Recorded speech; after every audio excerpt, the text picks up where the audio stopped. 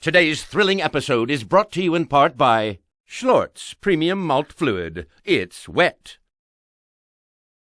I'm Charles Martinet, and now it's time for Bit Trip Presents Runner 2, Future Legend of Rhythm-Alien.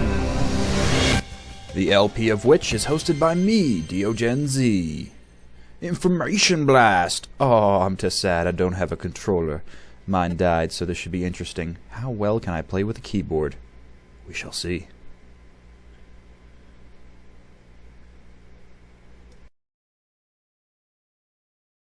When last we left Commander Video, his courageous contingent of charismatic compatriots was in hot pursuit of the fiendish Timbletot as they chased him into a realm above realms called the Hypersphere. It is at this moment, as if from nowhere, that a nefarious reality unfusion beam blindsides these five fearless friends.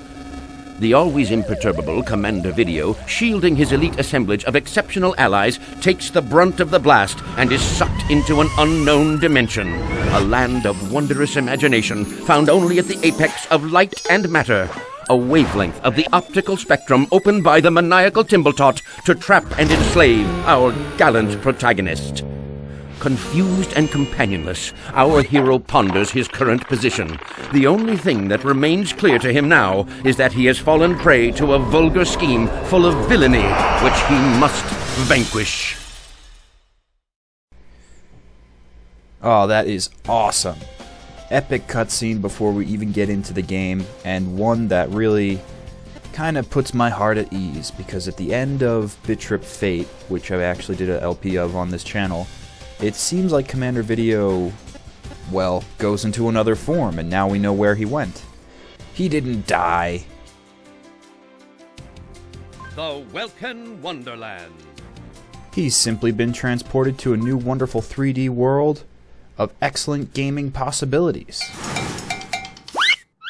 Realizing the gravity of the situation, Commander Video plummets back through the layers of a once-known reality and into the soft, bulbous bosom of a new one. Unsure of the outcome, but retaining optimism, our hero is guided to his skyward perch, and thus begins his stay in the Welkin Wonderland. Ah, apical awesome alliteration. It certainly arouses me.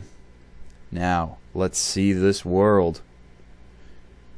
For any of you who have played past Bit Trip games, you'll know that Commander Video has taken a mainly 8-bit approach with some cool, funky rainbow visuals mixed into make it interesting looking, but this game completely delineates in graphical style from the originals. If you want to go check out Runner, it's still on Steam, it's on WiiWare, it's on Bit Trip Saga for 3DS. It's everywhere, and it is a fun game. But besides the graphical stylings of what Bit Trip used to do, look at this! They have checkpoints. A huge difference in at least the Runner games is that Runner 1 was extremely difficult. I remember being stuck on multiple bosses and levels themselves for considerable amounts of time, and I still haven't beaten that game. I'm stuck on level 9. I missed the gold. Stuck on level 9 on the last world, and there were no checkpoints. So what happens is Bit Trip Runner, it's running. It's all about running. You can't stop Commander Video from running. He's a running fool!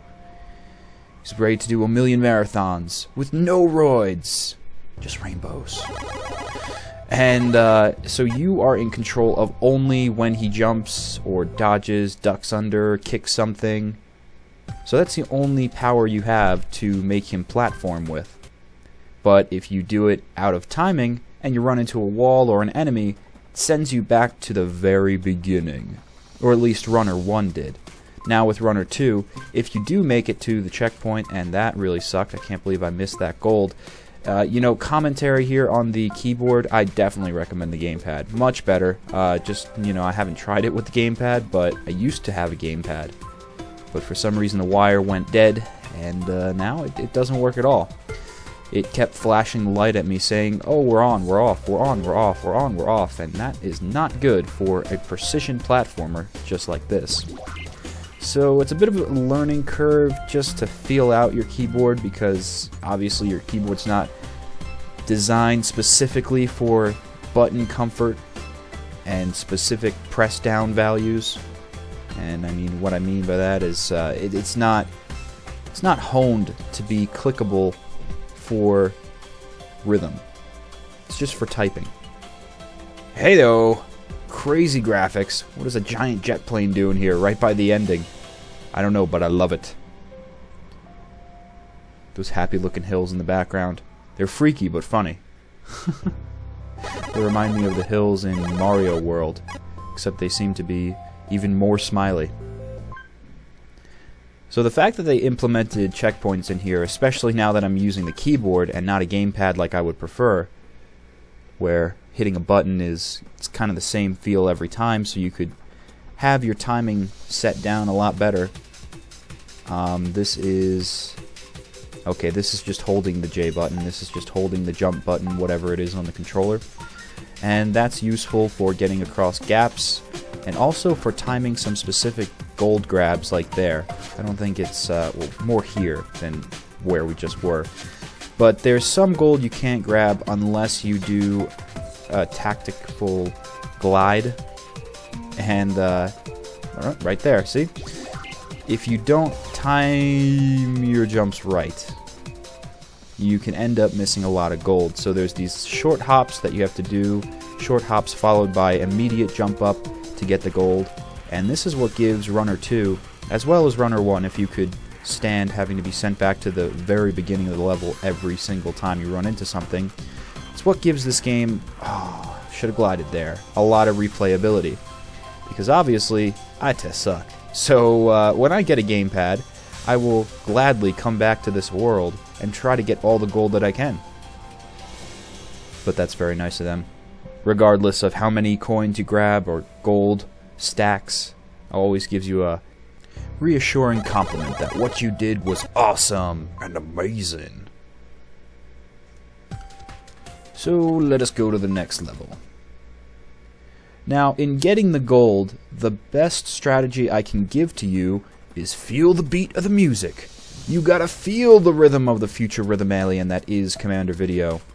And it's interesting the way that these games go. I don't know how the timeline is, if there's gonna be a timeline. Probably not as crazy as Zelda, but then again, Commander Video is in an alternate dimension here, so it might get even crazier than that.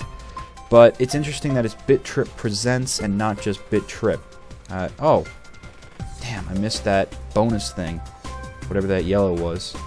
I guess we'll find out later. But the best way to get any points in a Bit Trip game is to feel the rhythm of the song. It's meant to be a rhythm game based on whatever kind of gameplay you're doing. So if you're playing beat, you're going to be doing Pong with rhythm.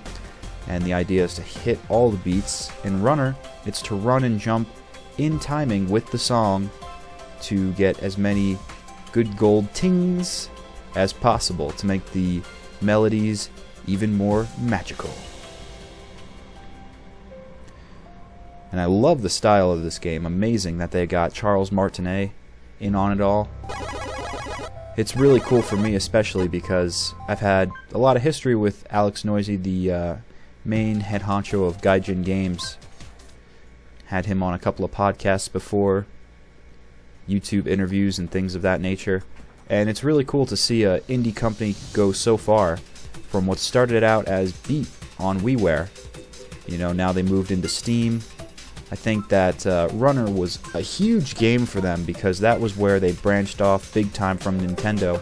They didn't just stay on WiiWare. They decided, you know what, we've got a whole branch of audience that, especially computer gamers, would really appreciate this indie title. And that's when they ported Runner 2 over to the computer. And they got a whole bunch more new fans. So I think that's why we see Runner 2. Everybody really had a great experience with it, both on Wii and on PC. So it makes sense to bring back Commander Video in one of the most favored games. Plus, I don't know what it is. Maybe running into walls face first with Commander Video is more amusing than seeing him battle it out with other paddle pongs in Beat or Flux. But, you know, you could consider Flux kind of a sequel to Beat. At least it's a sequel to the type of gameplay. What I really hope comes around is a sequel to Fate. I thought it was a fun shooter that Commander Video went through. And it's really cool the continuity they did here, because if you've played all the Commander Video games, which I have, it makes sense to you to know that he's been on this journey across space and time and geometric patterns and rainbows. And now he ends up somewhere on the color spectrum, the electromagnetic spectrum, in between visible light and flavors. Yeah, that's not really how the spectrum goes, but it is in Runner World. And apparently there are multiple tiers to these levels, similarly to Sonic Generations, where you can go different pathways. And yep, that was me dying a bunch. So, yay editing! Hooray for Corel. But that box showed that there are keys to be grabbed on these levels once you complete them, so there's another motivation to come back to this game. Maybe you're not a complete gold completionist and you just want to get through the levels. Well, if you continually come back to the levels, not just to grab the gold, but to get keys to unlock that lock down there, you'll get alternate pathways, alternate costumes, really cool stuff. And fun to see it implemented in this game. This is a highly polished indie game if I ever saw one. I mean, the graphics themselves, the background, looks amazing. I don't even know what engine this thing is utilizing, but oh, it is gorgeous! So there's tons of replayability in this. It is an awesome title, and I'm enjoying it immensely already, with just the few levels that we've done. Okay, wow. I dodged the gold. Quick, duck under the gold! And I always miss it by 1 point. Why 1 point? Why do you evade me? It's because I'm not having the controller, I know it.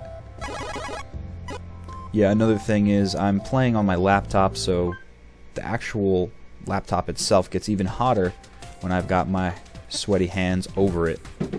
So that doesn't help things as far as accuracy in hitting the keys. But let us do one more level, and then we'll call it an episode. Oh, that's another cool thing. If you've got friends who have this game, and yep, I died a couple times, you can compare yourself to how well or poorly you're doing against them, because the way that Steam integration goes, you know, if your friend has the game and you've got the game, it'll display their scores, and it's got online worldwide leaderboards, which I remember that being a point of discussion with me and Alex Noisy for a couple of interviews. That was a big thing. We were wondering, you know, I was wondering rather, me and Ryan Church at the time for Nintendo Radio, why were there no leaderboards attached to the WiiWare system? And it seems to be more something on Nintendo's side. I don't know, maybe the online backbone or something wasn't really there, and yeah, my running skills weren't really there either because I died multiple times. Really recommend playing this with a controller, not the keyboard. But finally, we get to see that online leaderboards are easy to do when it's in the hands of the indie game company. You know, I had a feeling that it was something out of Alex's control, but this game and the other games that have been ported from WiiWare onto Steam also have an online leaderboard. I believe the original Runner has a leaderboard too, but only the Steam version. So great to see the improvements. I'm loving this sequel so far, and I will see you all in the next episode. Missed by 1!